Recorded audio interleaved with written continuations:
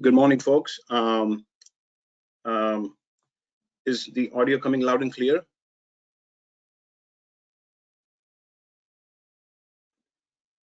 All right. Thank you, Kara, for confirming. I guess we can start now. All right. Good morning, good afternoon, evening to everybody joining from across the globe. And thank you so much for taking the time today to join us. The topic for today is DR on demand, a fraction of the cost. Joining me today is my colleague, Chris Grice, who is a product leader here at VMware. My name is Niraj Dulekar, and I'm with the product marketing team. Both of us are part of the VMware NSX Advanced Load Balancer team, also NSX ALB for short, formerly known as AVI. And this is a topic that is very near and dear to our hearts, so we're looking forward to this conversation. Just a few housekeeping items before we begin. If you have any questions along the way, please use the Q&A window to your right, you should see on the screen, to post your questions. And hopefully during the presentation or afterwards, we should be able to address those questions. Also, this webinar is being recorded, so we will make it available online or demand after the presentation. So we'll send out a link, and you should have that shortly afterwards. Okay, and finally, if you find this content useful, please feel free to share this link with your colleagues. All right, so let's dive right in. Okay, so what's the agenda for today? So today we will start our presentation by talking about the current trends, as it pertains to modern applications and application delivery. Really can't talk about all of this, DR or GSLB without mentioning applications. So that's really what we're going to start with. Then we'll talk a little bit about maintaining business continuity, because it's all about maintaining this in this instant world. Really want a superior app experiences. So I think business continuity is what we strive for. Then we'll talk a little bit about GSLB and look at DR in particular as the use case. And we also have a couple of exciting tech previews. So if you're familiar with the product, if you've seen it before, there's a couple of new things that's coming along the way. One of them is a really a brand new unified dashboard. So that's one. And then we'll also talk about licensing. We're making it much simpler when it comes to DR. Licensing, I think, is one of the things that often goes overlooked. But really, when you're in times of crisis, licensing is one of the last things you want to deal with, right? So we'll talk about operational simplicity with central licensing. And then we'll touch base upon disaster recovery. Chris is going to show a quick demo. That should be interesting. It's something new. It's sort of a tech preview. So hopefully you find that useful. And then finally, time permitting, we will address some of the questions and questions you may have, and we'll take it from there. So that's the agenda for today. One quick thing before we kick this off is, what's the one thing we think you should take away from this, if nothing else, right? And I think that thing is simplicity. I think for the in particular for the NSX ALB team, simplicity continues to be the central theme that drives us here at VMware. And when we talk about GSLB or DR in particular as a use case, we hope that you find this this approach simpler than some of the previous traditional approaches that you may be familiar with, right? And we also know, by any stretch of the imagination, like implementing DR, is really much easier said than done. It takes meticulous planning. There's a lot of development, installations, configurations, maintenance, even support and optimization, and so forth, right? So licensing, like I mentioned earlier, is also another aspect which causes a lot of headaches. So in the title we mentioned the cost, but what we're really trying to say here is, when we talk about DR at fraction of a cost, it's really all of this cost that come from installations and configurations and planning and so forth that we want to minimize, because that's the cost you incur every step of the way, right? So it's not necessarily just the procurement cost of any solution, but all of this hidden cost that we want to be mindful of. We want to make sure that we minimize it. Right? So why are we doing all of this, right? Like, what's really driving this? And you cannot talk of any of this. We cannot talk about any of this without addressing the reason, and the reason being digital transformation. I think you've heard this theme over and over again, but really that's what it is. It's driving this need for this instant, superior application experiences. So and we are all familiar here, right? There's nothing new, but digital transformation is front and center, and applications is really how business value is delivered these days anyway. So in that notion, applications and businesses are one and the same. So it's not a surprise, right? We did a little survey, and it's not a surprise that companies expect nearly 40% revenue increase, nearly 40%, right? 37%, just by delivering applications faster, right? So everybody wants applications and the experience to be much faster, and upward of 70% of folks who took the survey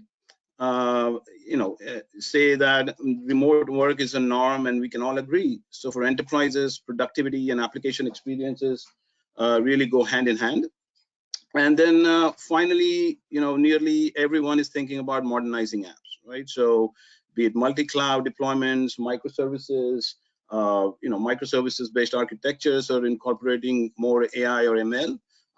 There's just too many moving parts that that's that we need to address, I guess, right? So so I think that's. We'll go to the next slide here. But really, when you talk about these modern applications, then and talk about business continuity, there are really we need to deliver these applications, and what's needed really, at least one thing that's needed is to deliver these applications globally is GSLB, or global server load balancing, right? And there are really 6 major reasons one can say that GSLB is required, right? Obviously, number one, as we talked about earlier, was performance. Think about network latency, for example, right? We live in an instant world, and nobody likes waiting, right? Even if it's for a fraction of a second more than normal, it just kills the experience, right? And I think that's not good for any business. So obviously that's number one. And if you think about GSLB, it's what ensures optimal website or service performances to clients worldwide, right? Especially in geographically distributed areas, right? And next along the lines, in the same line, is customized content, right? So with GSLB, enterprises kind of host content on local servers, for example, that is customized for relevance in specific geographic areas and locations, right? Of course, disaster recovery goes without saying. I think things happen planned or unplanned, right? For at any point, at any given point. And so, simple things like power outages should not be holding you hostage for breaking your SLAs. So DR is obviously one of the main use cases, and we'll talk more about that later. Cloud bursting goes without saying too. The classic Thanksgiving scenario when you want to burst to a public cloud to absorb some unusually high loads or demands. Maintenance, I think, like I mentioned earlier, is planned, but you want to be ready for it. You want to be non-disruptive and have as much of less downtime as possible. And then finally, compliance too, right? Like think about government regulations, or think about industries like defense or telecommunications, healthcare, for example, right? You can set preferences of forwarding preferences that can be customized to comply with country-specific regulations. So right, so all of these things not only make sure that the application experience or the application delivery is superior, but that there's this need for GSLB in general, application delivery that Avi tries to kind of lead today. So let's zoom into the DR a little bit more, right? If we talk about DR specifically, and why do we need DR then? And it goes without saying then, it's really 3 buckets. If you can put all of this into 3 buckets. It's not a question of when you are going to need it. It's not if, it's going to be when, right? It's just going to happen at some point. You better be ready for it. So the application delivery folks, for example, need to be on top of their game to ensure that their applications can be back up and running when something like this happens, right? Also, in reality, and secondly, the application delivery folks are dealing with a lot of pressure, right? Today, people are expecting more and more with less and less, right? And if we add the traditional hardware-based approach on top of it, then it just means there's more errors and more failures to contend with. So, there's clearly a need for a better DR solution.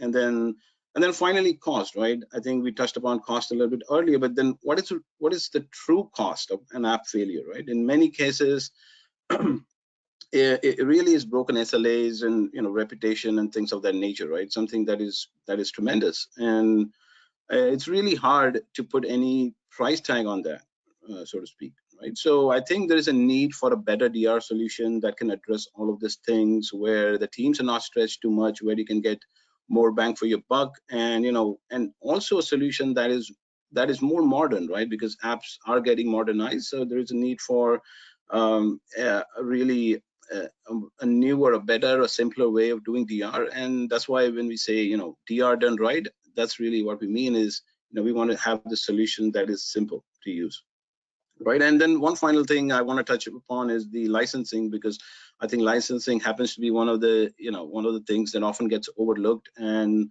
when you're dealing with crisis, again, licensing is one less thing to be worried about. And I think Chris is going to demonstrate the DR solution a little bit more when he presents. So I think on that note, I'll pass the ball to Chris, and Chris could take it from here on. He's going to show you a little bit of demo, talk a little bit more about the DR and GSLB in general, and take it from there. So Chris, over to you. Yeah, thank you. And let me pass the ball to you real quick.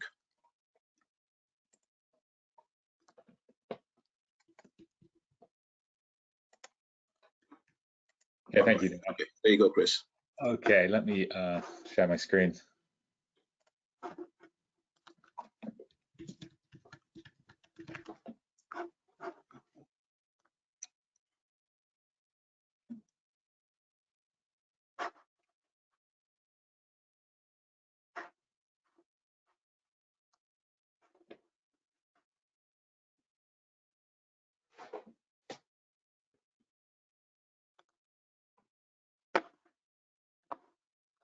Hey. Yes, so GSLB. So what we're going to do is we're going to, first of all, we're going to kind of look at a quick overview of what GSLB is. We're going to look at the problems that Avi sort of solves.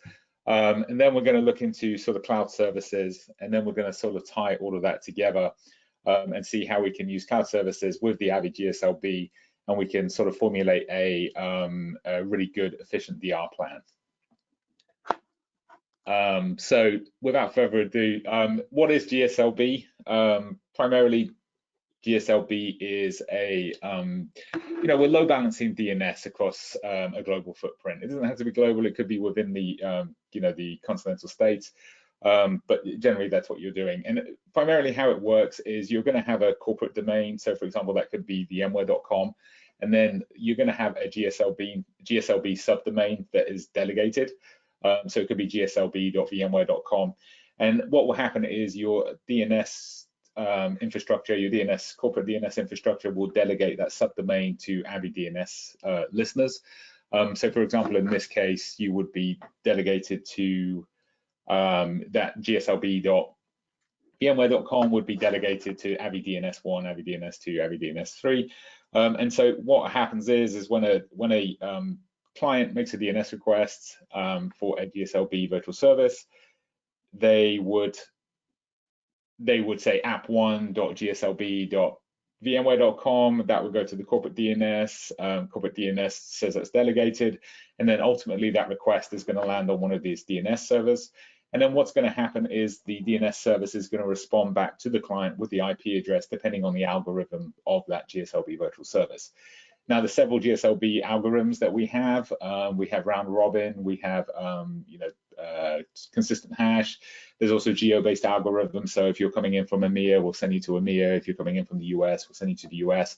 There's also sort of topology-based load balancing algorithms. So if you want to get very specific into where you want to send the traffic to and where you don't want to send it to, we can do that as well.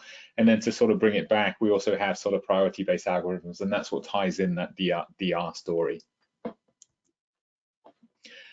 So what are the challenges that we've seen out in the wild for traditional load balancers for GSLB? Firstly, they tend to have really large fault domains, and this leads to problems where you're pushing out changes to a bunch of devices. And if there was some kind of error in the configuration that you're pushing out, it can affect your applications at the global level. So that's one problem. On top of that, upgrading an enlarged DR sort of infrastructure is very complex and needs a lot of eyes on it. We then have a sort of general lack of visibility. A lot of load balancer vendors, a lot of GSLB providers do not give you a lot of good statistics about how your GSLB service is running. They might just give you transactions per second or very light data like that. So it's very difficult to know what is actually going on within your DNS, your GSLB infrastructure. There's a lot of problems with scale. Traditional vendors cannot scale horizontally, they have to go vertically, and oftentimes they're hardware-based appliances, and so there's a limit to what they can do. And then finally, on that note of sort of appliance-based mechanisms, there is a higher cost generally involved. It's generally a separate SKU, it's generally a separate appliance. So altogether, that's generally leading you to sort of it costs more. So what can Avi do to sort of help those problems that we saw on the previous slide? So off the top, we're able to sort of do canary GSLB updates. So if we talk back to that previous problem where we have this huge fault domain and we're trying to update the system, with Avi, we're able to update controllers individually, and also from an application perspective, we're able to push traffic to certain parts of the infrastructure. And we're able to check that when we push a change to our DNS, our GSLB virtual service, we're able to check that hasn't caused any problems and it isn't going to cause any problems downstream. So there's some intelligence built into it that can stop a bad config going out and spreading across the globe, kind of thing. Secondly, visibility. Obviously, this is a Avi strong suit. If you've ever looked at our load balancer, we have second to none analytics and metrics. So we're lending that to DNS and GSLB as well. So you're able to see sort of exactly why you've made that load balancing algorithm. You can see sort of statistics on your DNS virtual service. You can see all the things that you need to see to help you sort of troubleshoot DNS, troubleshoot GSLB. It's also very simple to deploy. We're obviously API first, so that facilitates that. And again, on the upgrade process, we can upgrade because you can run your GSLB and your traditional load balancing on the same controller.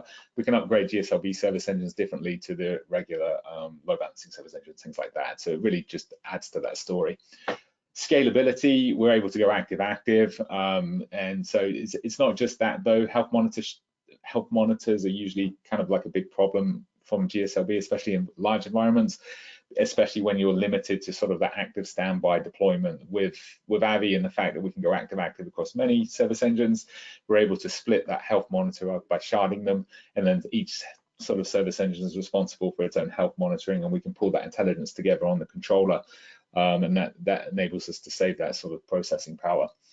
And then, because we are running the GSLB service from a central controller, and it's just software, and it can be deployed wherever, you're not having to buy that separate SKU for GSLB. And as we sort of go deeper into this, and we look at what Pulse can bring as well with the central licensing, we can see that there's additional cost savings to be made as well, because we're not only going to have to not manage everything sort of active standby, but we're also not going to potentially have to pay for our DR environments as well.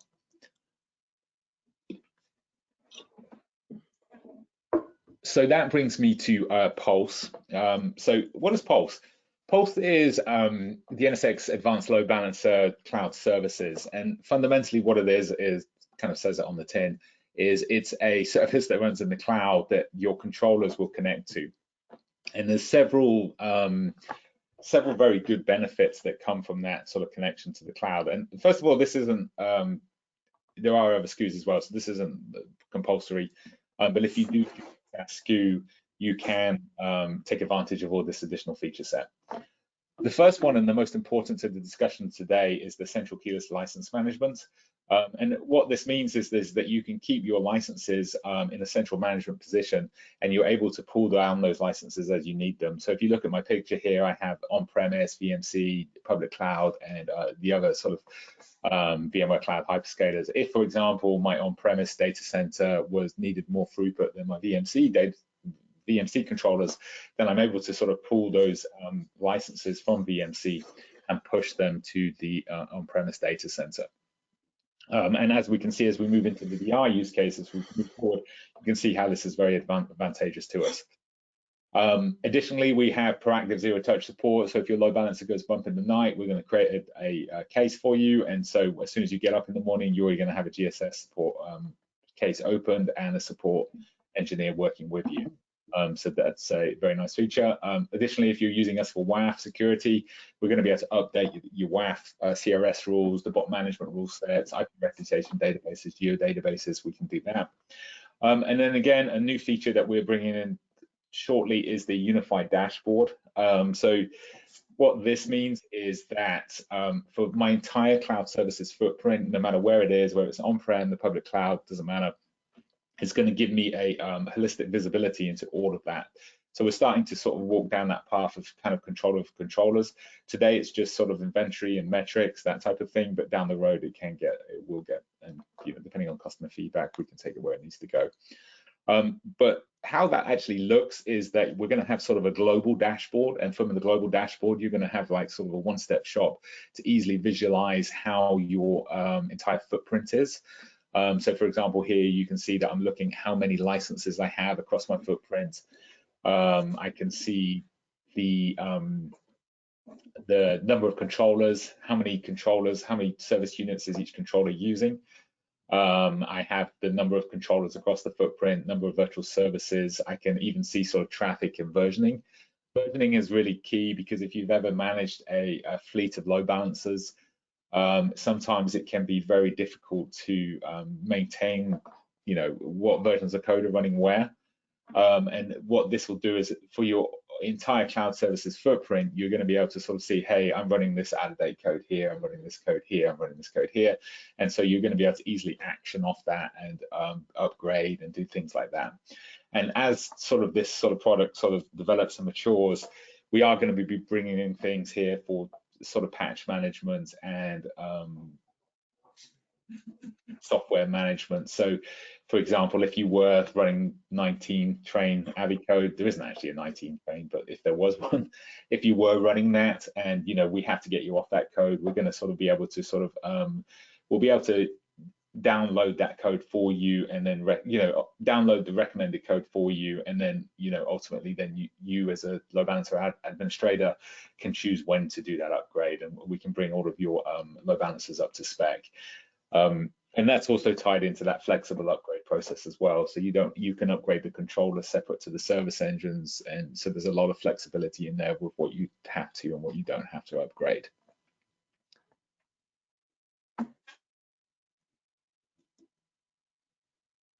We then have so we looked at the global view initially, and now what we're going to be able to do as well is you're going to be able to sort of drill down to sort of your individual controller footprint and look at individual controller sets. So here I can sort of see how many licenses this particular controller is using. I can look at my cloud health. I can see sort of, hey, my vCenter cloud is good, my AWS cloud is good.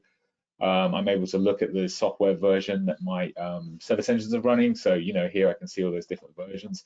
And this, again, the flexible upgrades, we're able to run different versions of different, service engine code on each service engine. I'm able to see sort of information about my controller itself, the IP address, the build, asset ID, things like that. The health of my controller set. So here I've got CPU, memory, disk usage. But I think one of the most important things that we have here as well is the sort of fault and alerting system up in the top right there. this is going to be really useful because it's really going to give you sort of a one-stop shop to see everything that's going, if there's any alerts, if there's any notifications, things of that nature that's happening within the infrastructure, then you're going to be able to action off that from here. In the initial release, it is just going to be a, it's just going to tell you, hey, this virtual service went down, and it's just going to be an alert, and then you're going to have to, log into that controller yourself and manage that. But down the path, there may be options, and again, depending on customer feedback, what customers want to see, where we can, well, what we'll be able to do is sort of, you'll be able to click in from here and go straight to that controller and then fix whatever issue that is. So this is really cool, and I think it's cool, but it just enables you to see everything that's going on from a single platform, no matter where it is. So this controller could be in AWS, you could have a controller in GCP, you could have a controller on premise, or with different geo regions, and you'll be able to sort of manage that and see that all from here and action off any faults you have. The other piece that's interesting about this as well is this is all consumable via API. So you don't have to rely on our dashboarding. If you want to create your own dashboards, then you can call, you can do this. This data is all consumable via API. You can register with cloud services. You can do all of the pieces that we're doing today via API as well. So, that's it's one of the key things to Avi, and to go back to that sort of initial thing of efficiency and simplicity. It's all API based. So for your automation pipelines, for all of those things. This is very useful for that.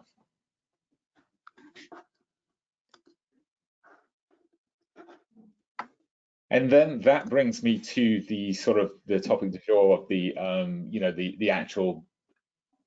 the disaster recovery piece, the simple and efficient disaster recovery that we're kind of going to demonstrate here.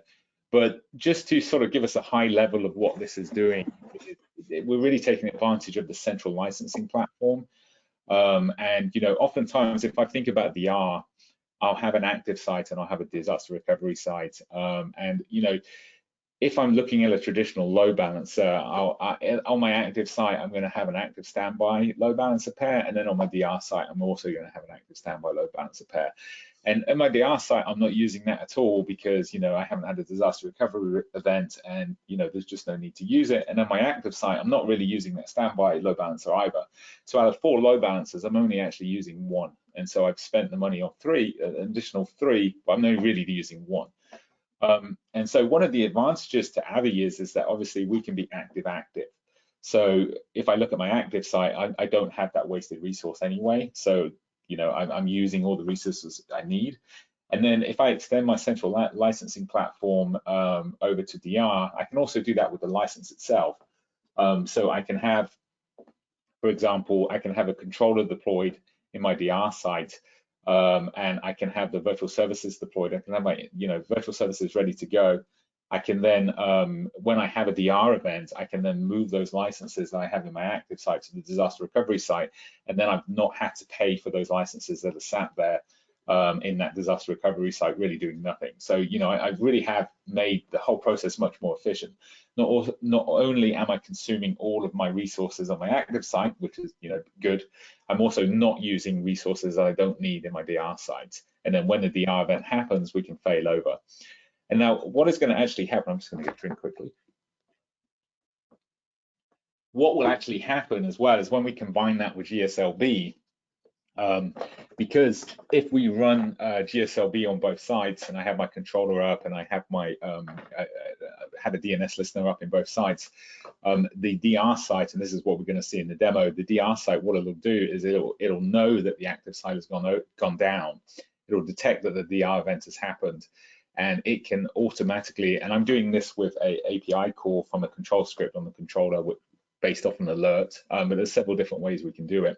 And again, this is kind of a tech preview, and it's going to be sort of properly baked in when it gets released. But when the DR site notices that the active site has had a GSLB event, for example, that GSLB service has failed, it will deregister the active site's controller, and it will release those licenses back into the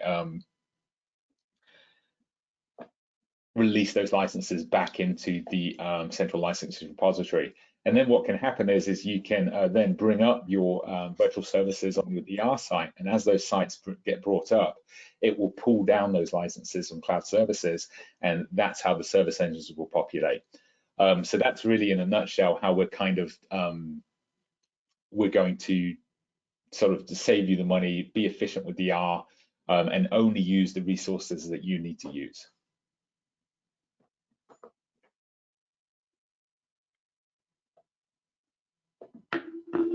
With that, I'm going to jump into a demo. So just bear with me.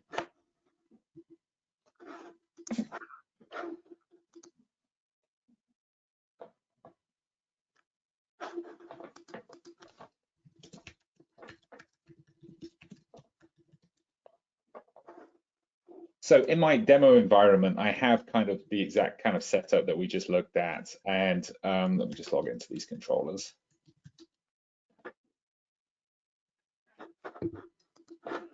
I have two controllers. One of them is actually in AWS, and one of them is in GCP. And the controller in AWS, we're going to say, is my active site. Actually, I need to disable this. This should be disabled.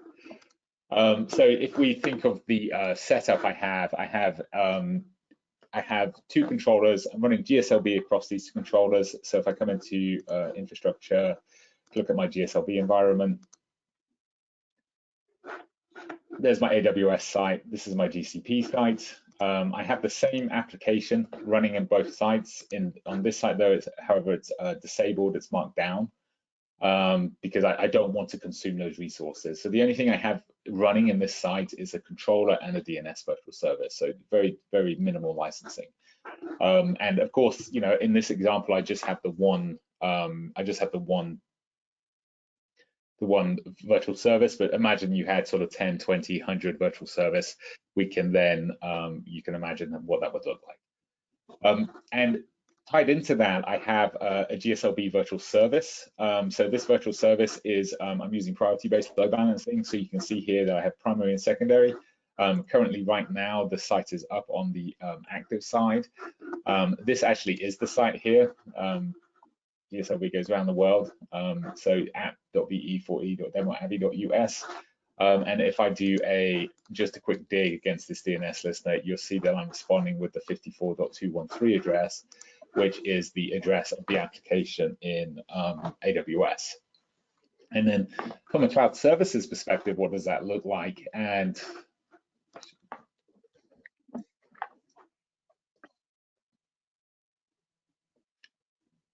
just give me a second to log in here.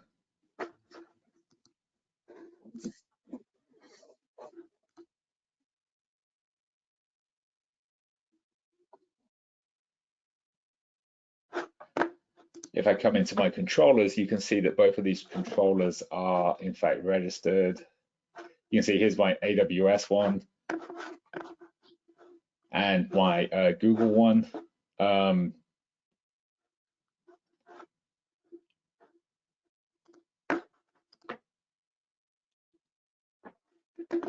And so what I'm going to do to fail over the GSLB, to have my DR event basically, is I'm going to shut down this virtual service here, and then what I'm going to do is kill it in AWS, and then we'll watch it fail over, and we'll see that controller get deregistered, and you know, we'll see the application come up over on the Google side. So the first thing I'm going to do is I'm going to disable the application, and then I'm just going to come into AWS. I'm just going to shut down the instance.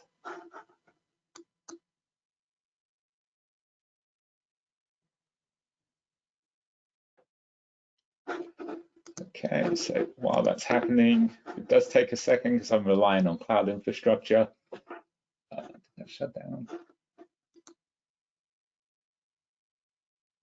I don't think it did.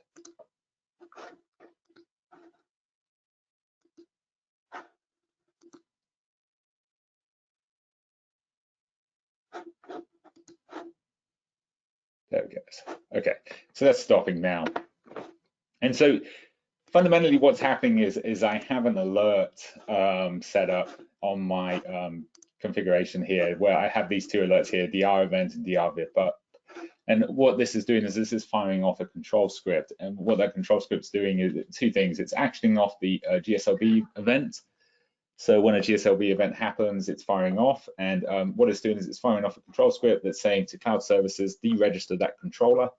And then I have a second alert, which is adminning up my virtual service once that's happened. So this can take a couple of minutes, a minute or two, just while that happens. But just to give you an idea of kind of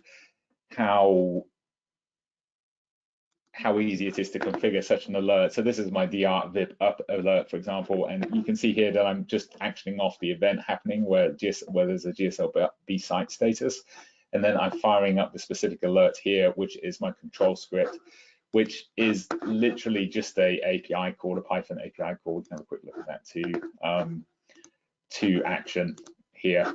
So admin pull up, it's actually admin virtual service, but it's just a very simple API call that just sort of looks for the virtual service and then brings it up, but very easy to do. And let's see if that's happened yet. Hasn't happened yet. It does take a couple of minutes because we're relying on cloud infrastructure. Are there any questions? Hyphen Frisco, hello. Now is a good time to ask any questions if anyone has any questions. Hey, Chris, I think we have a question. One is GSLB an additional license?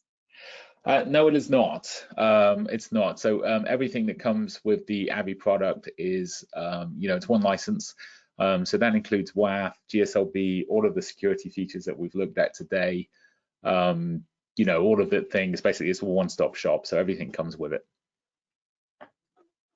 Good question. Great. And then we do have another question. Do I need to opt into all Pulse services? No, you don't. You can opt. You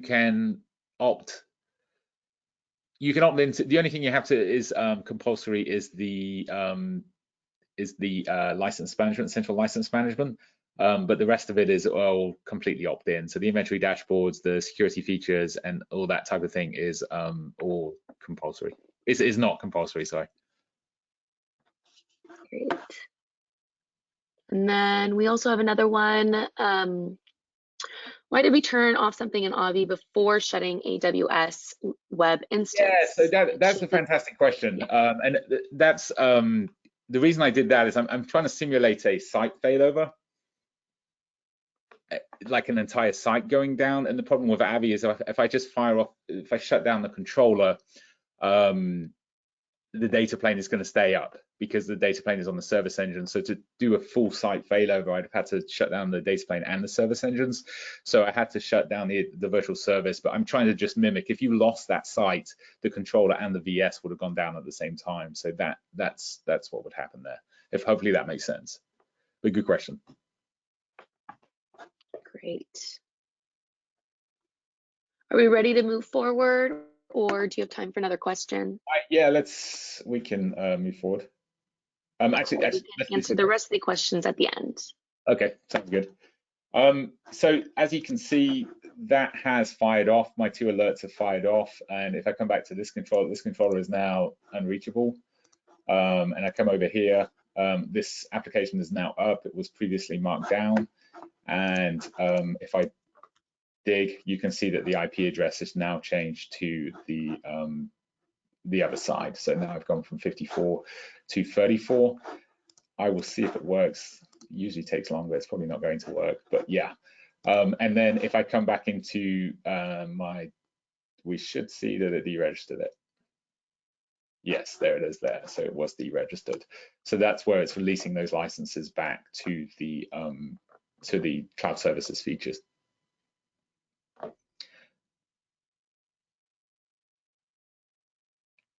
And that's it for the demo. So I can probably go into the other questions if that works. Great. Alrighty. We've got another question.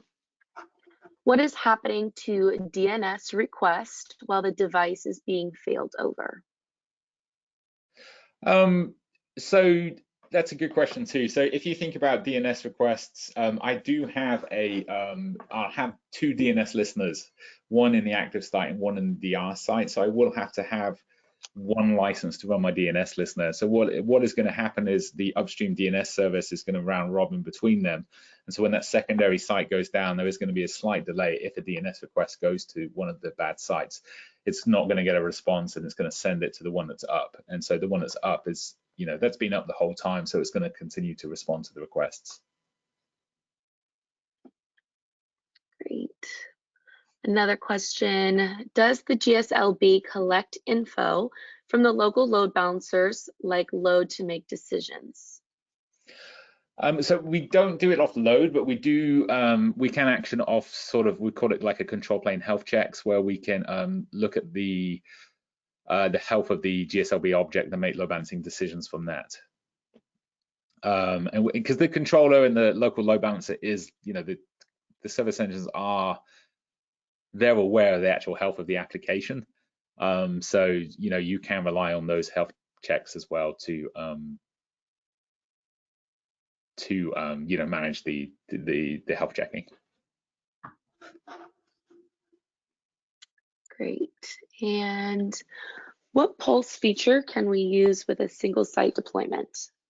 So you could use all of this with a single site deployment.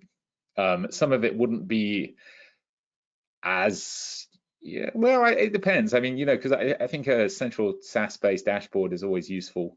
But central license management is perhaps not if you only have one controller. But all of the security features you definitely could take advantage of course, if you're using us for WAF. You can do all of that, and any of the newer features that come down the pipe as well, they would be very useful as well.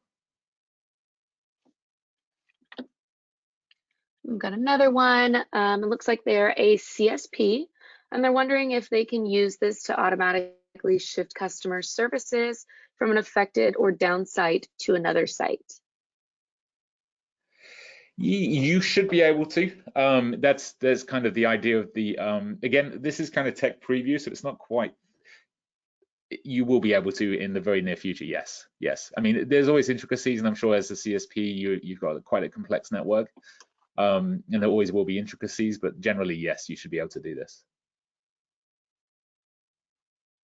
Great. And is it possible to use GSLB to provide HA for links between data centers? And do you recommend any specific document to check? To provide GSLB HA for links between data centers. That almost to me sounds more of an SD-WAN-y methodology. I may not be understanding the question correctly, but when F5 used to have I forget what it's called now, but they would have they would check the two line pipes, and that's not really a GSLB use case, but feel free to reach out and ask, and we can get into specifics on that if you want to. Awesome. We've got lots of questions today, which is great. Another one, within a site, where should I host GSLB if we want to do load balancing between two apps? So the thing to remember is GSLB is DNS, is literally just DNS. So it's it's answering DNS requests. So I would sit it where your DNS infrastructure lives. Different people put it in different places. Some people would have it in the DMZ if it's a web-based app. Other people might have it if it's an internal-based app. You might have it further back in your infrastructure. But because it's just responding to DNS requests, it should sit in the most optimal place. You would have two controllers. If you were load balancing between two sites, you would have two controllers, and then your DNS service engines you can place where is the most efficient. Great. And what type of health checks can you do with Avi GSLB? So we have a whole wealth of health checks, from the very simple to the very complex. We can do ping, TCP. We can also do HTTP and HTTPS as well. So you can do quite complex sort of get strings within your health monitors, or you can be as simple as ping. And we can also do the control plane health checks. As I was saying, the controller, if we're owning the load balancing as well, then the controller is very aware of the health of that particular application because we're doing the actual virtual service. So we're able to use the control plane health checks and the data plane health checks. And the data plane health checks being ping, TCP, HTTP, HTTPS. We have the full gambit there. Another one, they want to know how quickly this GSLB will fall over from end user perspective. Does it use short DNS record TTLs? So it essentially forces client to ask DNS again very often, and then it reaches new instance. Yes, so that is configurable. And again, it depends. DNSs can be difficult because if you control every aspect of your DNS infrastructure, then the time to live is, achievable, and you can set it to 1 second, for example, and it's going to fail over in 1 second. However, if you're over the internet and there's some, local resolver that's cached it for 35, 40 seconds, 60 seconds, then it's a little bit unpredictable. But as much as we can control it, we can. So I can set a record easily to one second for TTL. Awesome. We also have someone asking if you'd be able to show some architecture design for GSLB within the site and across sites. Okay. Yes. What I could do though is I can perhaps shoot you some documentation over showing that. I could whiteboard some stuff, I guess, but can I shoot you some documentation over that would sort of explain how that looks and how that would work? It might be easier, then you can come back with specifics because it is quite general. Fundamentally, it's going to look like a multiple sites. You have a controller in each site. You have a DNS listener in each site. Let's do some whiteboarding very quickly. There we go. Here's one I prepared earlier. So if you look at this, and this is sort of multi-site, but if I have a application up at the top here, not an application, but say this is my end user, and I'm looking for sort of app1.gslb.com, and what's going to happen is the DNS service is going to, your upstream DNS is delegating that record to each one of these DNS service engines. And so that low balance traffic will go to this one or to that one. And what will happen is the DNS service engine will respond with the IP address of whichever the algorithm has decided. So it might pump it over to site 1, it might do it to site 2. If you were going to do it in the same site, so a very common use case for sort of same site GSLB could be Kubernetes, for example. So if you don't want to go down the full kind of service mesh, east-west bandwagon, and you just want to do maybe you've got 2 clusters and you want to do active standby or active across 2 Kubernetes clusters, then you can actually do that with 1 controller. And we have some Kubernetes objects where we can, run the Kubernetes objects in the clusters, and then they could just talk to a single controller, but you can still use GSLB to load balance between the 2 ingress IPs, for example. This is a very there's a lot to this question, and what I can do is probably get some documentation out to you, Suma, and we can then take it from there if that works. Okay, cool. And apologies for my whiteboarding. Great. I'm glad you're able to do that, Chris. It looks like that's all the questions that we have today. So we'll go ahead and end our webinar a little bit early. We'd just like to thank everyone so much for joining us. We will be sending out an email afterwards with a recording of this video and a link to the slides so you can go ahead and check. Otherwise, we hope you have a great day. We'd like to see you again next time. All right, bye-bye.